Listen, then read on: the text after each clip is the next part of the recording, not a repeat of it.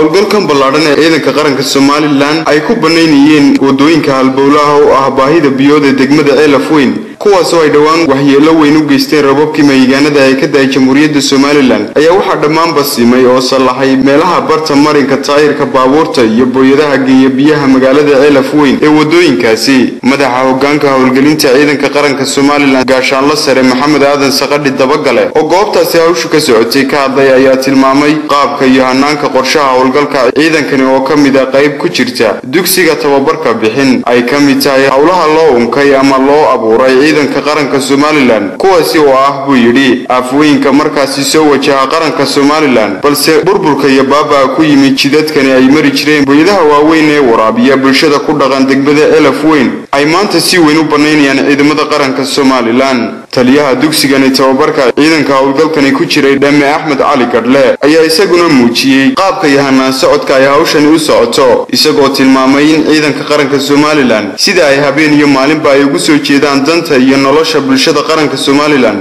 isagoona mahadnaq gaar ah u diray hoggaanka sare ciidanka qaranka kaasi oo ku soo amray inay howlgalkani ay fuliyaan ama ay qabtaan deegaanka ama degmada Elafweyn wixii ka dhaca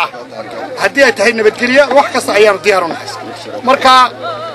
waftigan oo dugsiga noo xidhayay ciidanka kala jabinaya dugsiga waxaan go'aansano amar la nagu siiyay intaanaan kala tagin annagoo horena uga shaqayn jiray daadadka hore ee afooyinka horeba ka shaqaynay inaanu si degdeg ah maanta uga qaadno wadada xiiraad inaanu uga qaadno amarkana waxaan na siiyay hoggaanka tababarka iyadoo isaguna amarka soo siiyay ciidanka qaranku uu amar soo siiyay intaan kala tagin amba dugsigan ciidanka badan ka tagin wayna bridge-ka wayna furtaan waa amar aanu ka haysano taliyaha iyaga degmada iyada iyo dalka iyaga iyo dadka iyaga ciidanka mid waliba halkii uu joogo ayuu waajibkiisa ka qaadanaya daadadkii hore wadooyinka wada go'aan furay tii isku xidhaysay gal rugle iyo Elafweyn baan furay tii bixin iyo Elafweyn isku xidhaysay baan furay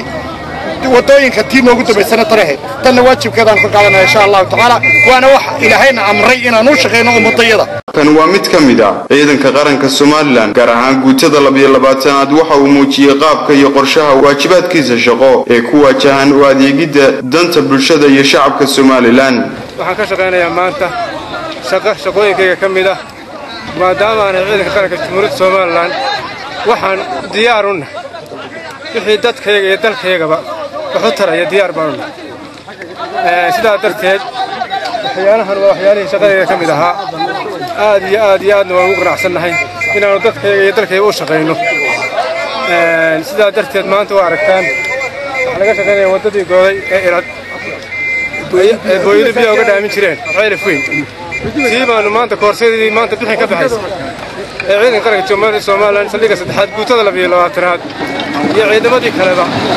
diyaar ugu yihiin uga shaqeynayna saasaan ugu qanacsanahay dalkayga dadkayga uga shaqeynaa dhinaca kale qaar kamid ah xildhibaanada golaha deegaanka degmada Elafweyn gudoomiyaha degmada iyo odayaasha iyo waxgaradka deegaan beereedka Ilada oo ah goobta iyo eelka kaliya ee ay degmada Elafweyn biyaha ka hesho oo qiyaas ahaan u jira ilaa 30 kiiloomitir ayaa waxay dhamaantoodba ay si isku mid ah mudnaan iyo mahadnaq gaar ah oo aan la soo koobi karin ay u direen ciidankani ku guuleystay howlgalka wadooyinkani iyagoona tilmaamay inay hawshani baneynta wadooyinka aanay ahayn ay tii ugu horeysay balse ciidanka ku jira dugsiga tababarka bixin ay fuliyeen wadooyin kale oo ciidanku ay gacantooda muruqooda iyo awoodooda ay ku baneeyeen ama ay ku fuliyeen jidadkan ama wadooyinkan ay mari jireen booyadaha ka dhex shaqeeya degmada Elafweyn ayaa waxay muddooyinkii ugu dambeeyayba ay baabaasanaayeen muddo ilaa gaadhaysa 2 bilood waxaana ay hadda ay si toos ah ay booyaduhu uga bilaabi doonaan hawlahooda shaqo waana Cabdiraxmaan Ismaaciil Saciid telefishinka qaranka Somaliland Elafweyn